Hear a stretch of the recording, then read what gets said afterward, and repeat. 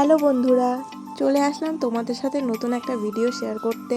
দেখে বুঝতেই পারছো যে আমরা ষষ্ঠীতে যাওয়ার জন্য রেডি হয়েছি।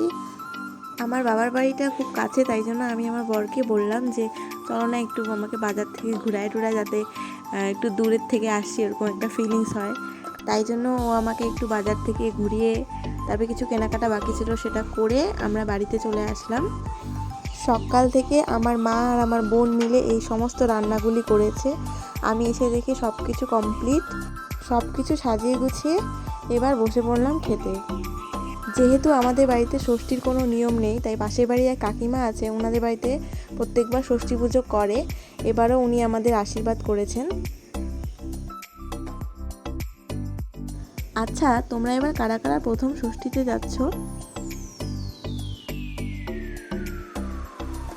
তো দেখতেই পাচ্ছ ও এখানে খাওয়া শুরু করে দিয়েছে আর আমাকে বলতেছে যে এত কিছু আমি খাবো কেমন করে। আমি বললাম খাও, তোমারই দিন আজকে। সব কিছু মিলিয়ে দিনটা দারুণ গেছে। শুধু একজন এখানে মিসিং আছে, সেটা হলো আমার বোনের জামাই। ও কাজের সূত্রে বাইরে গেছে, তাই জন্য ও এবার জামাই ষষ্ঠীতে আসতে পারে নাই। তার বদলে আমার বোন এসেছে, তো ওকে আমরা সবাই মিস করছি।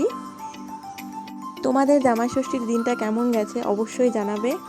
আর ভিডিওটি ভালো লাগলে লাইক, কমেন্ট, শেয়ার করে দিও। দেখা হচ্ছে পরবর্তী ভিডিওতে। টাটা।